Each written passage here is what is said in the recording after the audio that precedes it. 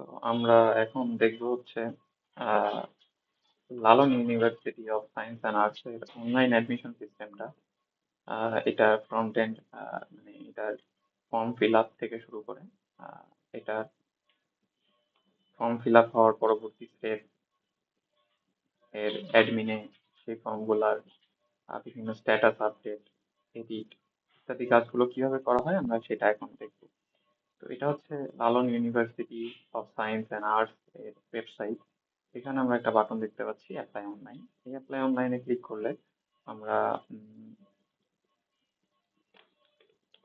আহ, লালন ইউনিভার্সিটির সাইটটাতে ঢুকতে পারবো,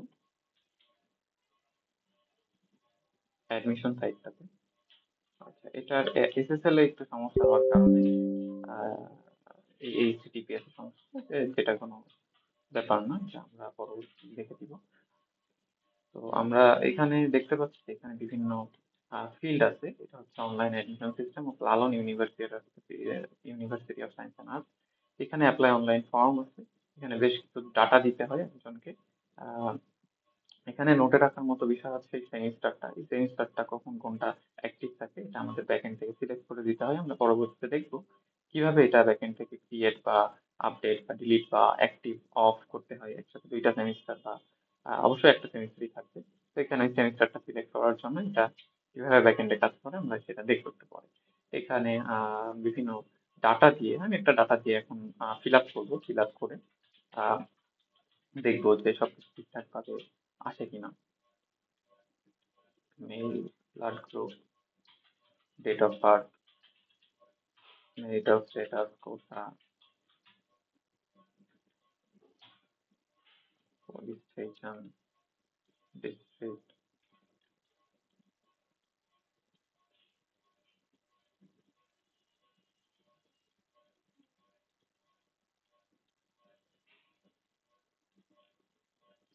ক্যাশ অন ক্যাম্পাস দিয়ে আমি সাবমিট করলাম।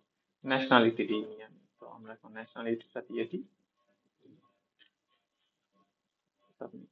মাদার নেম দেইনি, এ আমাকে যত ধরনের ইরোর আছে। কারণ একটা ইউজার যখন এসে ফর্ম ফিল আপ করবে সে ভুল করতেই পারে, আমরা যতটুকু সম্ভব এই ভুল থেকে আমরা আটকানোর চেষ্টা করি। আচ্ছা, প্রোফাইল পিকচার দেইনি, এটা প্রোফাইল পিকচার দিতে হবে। তো সব ধরনের ভুল এখানে আটকানো হয়।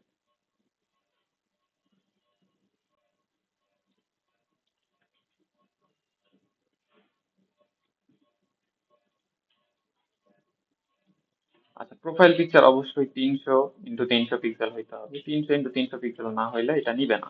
আচ্ছা, আমি অন্য একটা দিয়ে দেখাই, যেটাও নিবে না। এটা 300x300 না। তো এটা যদি আমি সাবমিট দেই, সাবমিট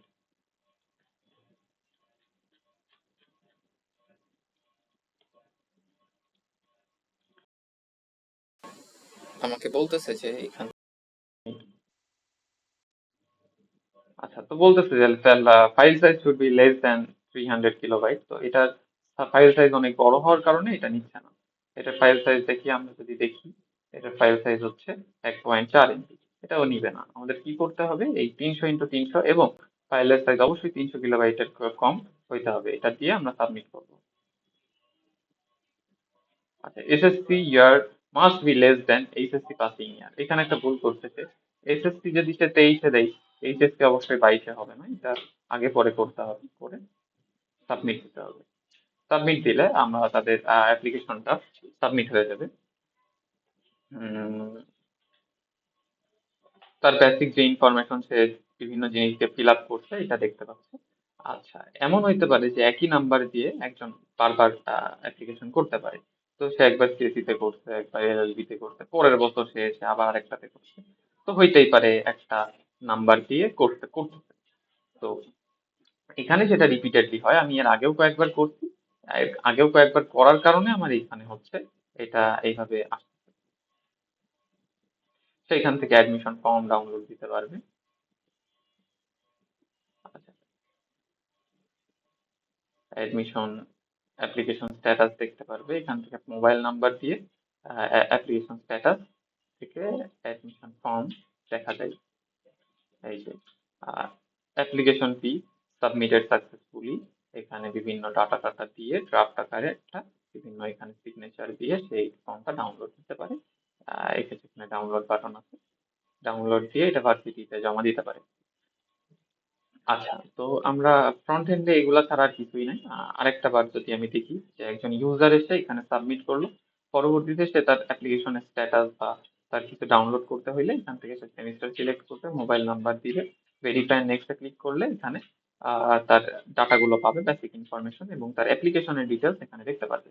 তো অ্যাপ্লিকেশন এখানে কি লেখা আছে, এই নাম্বার দিয়ে যতগুলো অ্যাপ্লিকেশন করা হয়েছে নিচে সবগুলাই থাকে। তো এখানে অ্যাডমিশন ফর্ম সিলেক্ট করলে এখান থেকে সে তার অ্যাডমিশন ফর্মটা ডাউনলোড করতে পারবে। এই যে অ্যাডমিশন ফর্মটা তার ছবি সহ, অ্যাপ্লিকেশন ডেট সহ, এভরিথিং সহ এখান থেকে ডাউনলোড করতে পারবে। তো একটা স্টুডেন্টের কাজ আমরা এখানে শেষ করলাম। এবার একটা অ্যাডমিনের আমরা কাজ দেখবো।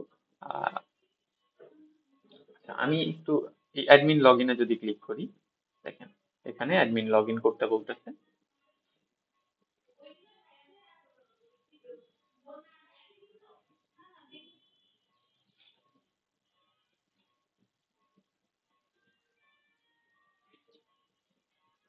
আচ্ছা, কি বলতেছে, অ্যাডমিন লগ ইন আছে। আমি একটু ছোট একটা ব্রেক দিচ্ছি, জাস্ট এই অ্যাডমিন লগ ইনটা আমি একটু পাসওয়ার্ডটা আমি দেখে এখানে বসায় অ্যাডমিন লগ ইন করে, এখানে অবশ্যই আপনার ইউজার নেম পাসওয়ার্ড দেওয়া হবে, আপনি এখান থেকে লগ ইন করতে পারবেন। আমি লগ ইন করার পর আবার আসছি।